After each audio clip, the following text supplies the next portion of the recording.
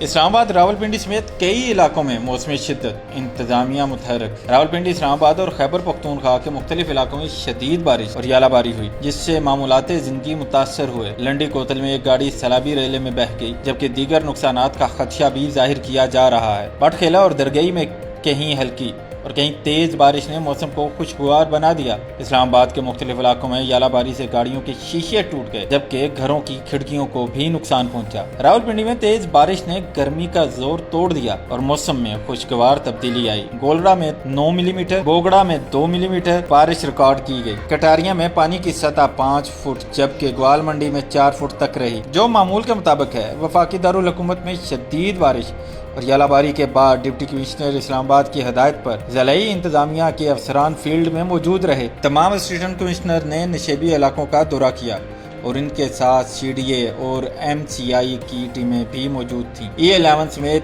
تمام علاقوں میں ضلعی ٹیمیں اپنی خدمات انجام دے رہی ہیں۔ محکمہ موسمیات کے مطابق اٹک، چکوال، گوجرانوالہ، آزاد کشمیر اور گلگت بلتستان میں بھی بارش کا امکان ظاہر کیا گیا ہے۔